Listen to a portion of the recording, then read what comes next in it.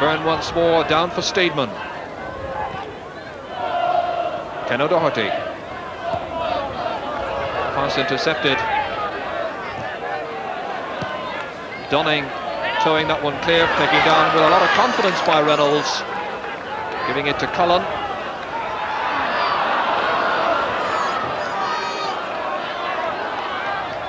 Steedman beaten by Cullen. The throw to Shamrock Rovers. And Pat Byrne, who ran into a strong facial challenge that time, will need attention. And the trainer who's coming on is a man who's played in the cup final on 4 occasions in all. This is Dinny Lowry, who trains with Jim McLaughlin as manager at Shamrock Rovers.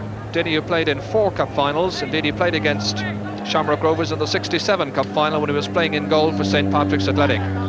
That was a final which was the first to be televised live. The crowd still here at Dalymount, enjoying the sunshine, but not a lot to enthuse about as far as the football. But you can see from the well-packed terraces that the attendance is well up to expectation.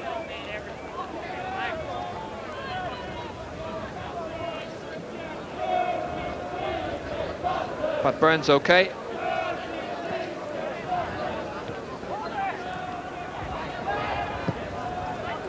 Moran.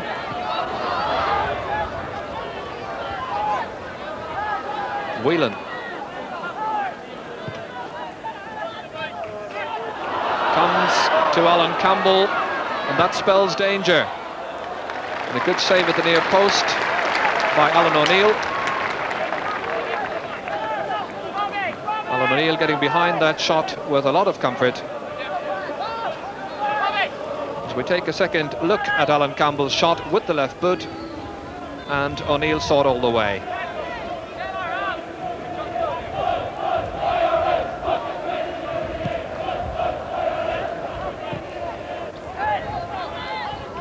Buckley intending to link up with Steedman.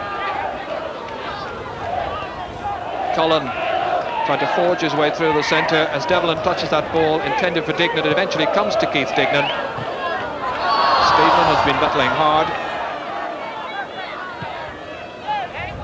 Dermot Keeley completely missing that one, but Cody was there to come to his rescue.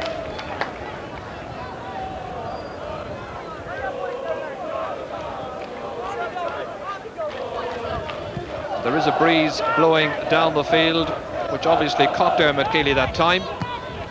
It's quite a tricky breeze indeed. The elbow being used by Pat Byrne on Cullen. John Carpenter handling this cup final with his usual authority.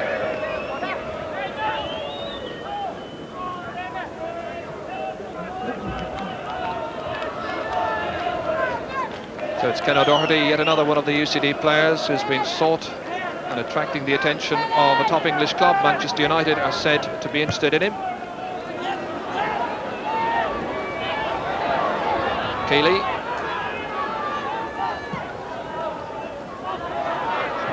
O'Doherty, the sweeper, being hurried into some trouble, and Dunning has to come to his rescue.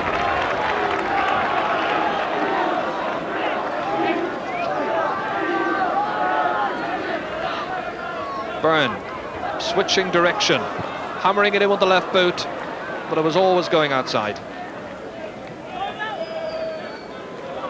But Byrne, who hasn't scored in the cup in this campaign so far. Shamrock Rovers incidentally have scored 6 in their 4 matches and just conceded 1. That was in the semi-final first match against Shelburne. Today, with 6 minutes to go to half-time, it's a blank scoreline.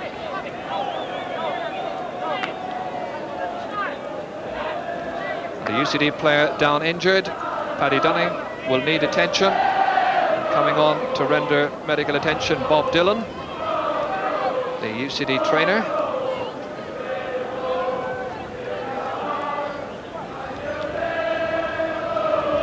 Bob, who's a former coaching administrator, taking care of Dunning.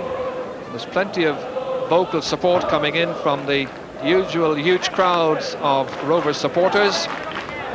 They're certainly warming to the occasion as Rovers are looking for their 22nd cup victory. Dunning's okay. Byrne once again a powerhouse in midfield, being helped by Steedman. Outside him he's got Anto Whelan. Knocking it forward towards Buckley's head if he can sneak inside, and he can, but he couldn't quite get the power behind the left boot. There were two defenders beside Liam Buckley that time, but he's so good in the air. As Anto Whelan flicked in this cross, it came down between the two defenders, and the left-footed shot never had any authority.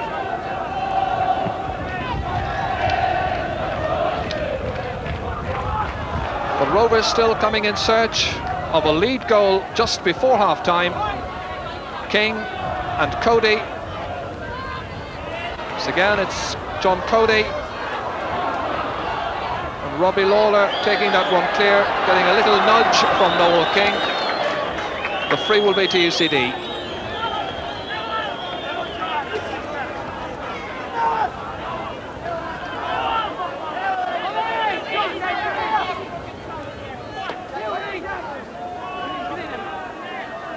Proof that Lawler's okay, he's going to take the free himself.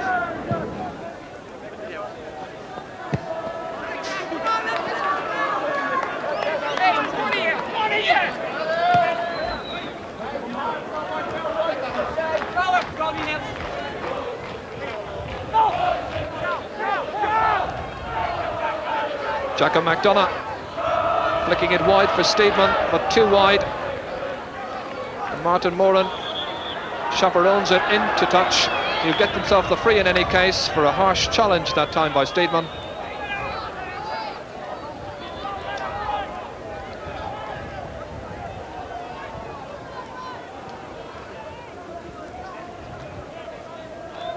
So Moran will take this free kick with just 3.5 minutes to go to half-time, at the end of a first half indeed, in which Shamrock Rovers have had the bulk of the chances, but there haven't been too many clear-cut chances. But they are playing with the aid of a breeze in the first half as Hanrahan bursts through, intending to link up with Reynolds, and Cody not standing on any kind of ceremony.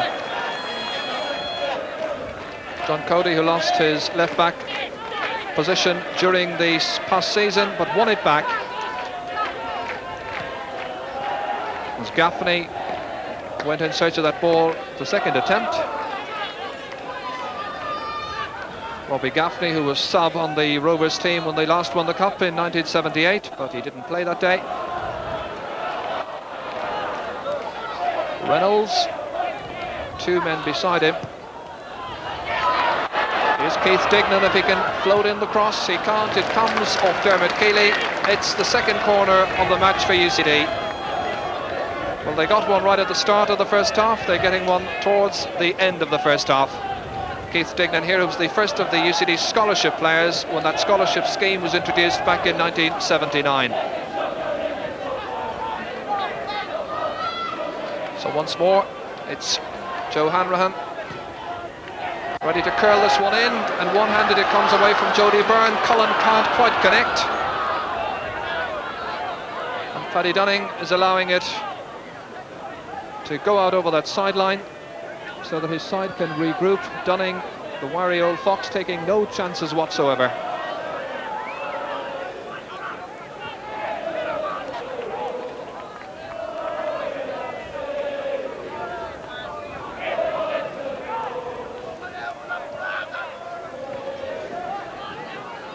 There's Cullen. The throw will be to UCD.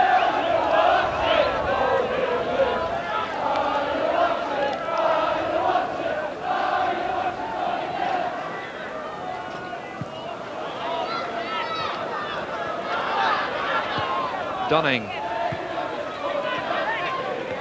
Dignan and Hanrahan. Gaffney intercepted by Pat Byrne, but only as far as Martin Moran.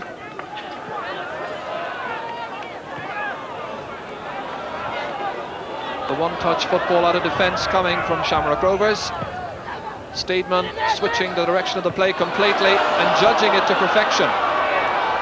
Cody, taken from behind by Aidan Reynolds. By no means a malicious challenge, but the free nonetheless just outside the penalty area. John Cody, making a good burst forward, likes to attack and link up with Campbell and Buckley. So just under half a minute to go to half-time, as Rovers look for a lead goal, and what a time it would be to score one. Pat Byrne towards Buckley's head, it comes off Devlin. Buckley once more jumping highest of all, as Steedman was coming across, and it's Gaffney who can calm things down and win himself the throw as we're into injury time in the first half. So perhaps the referee will just add on a couple of seconds. We had 1 or 2 injuries. Anto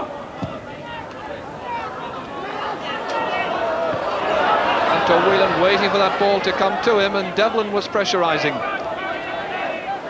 McDonough. A solid tackle by Martin Moran.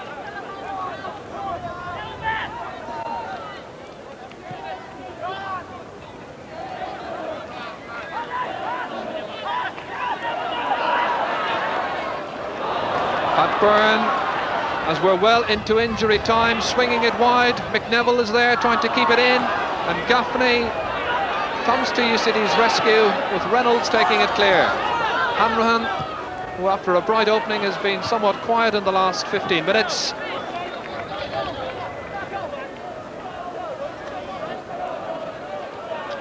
The referee looks at his linesman, acknowledges the signal. Pat Byrne, and there's the half-time whistle. The first half, which was more mundane than memorable. Neville Steedman created 1 or 2 fine chances on the right-hand side, and we had a shot from a free by Neville which whizzed past the left-hand post. Also Liam Buckley had 1 or 2 chances, but at half-time in the Bulmers FAI Cup final, the scoreline reads Shamrock Rovers 0, UCD 0.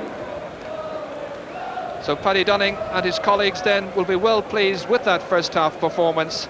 Their task essentially was to contain Rovers, and they've done that admirably. And if they can build on it in the second half and worry the Rovers defence, and they'll have the aid of a breeze in that second half, well, anything is possible. But certainly it's Rovers who'll be quite pleased, I should imagine, with the number of chances they've had at the start and at the finish of the half. The middle of that first half was, well, best forgotten, frankly. A lot of unscrappy play, so the teams have headed away. The crowds can relax and consult and talk about the first half, discuss possibilities, of course, for the second.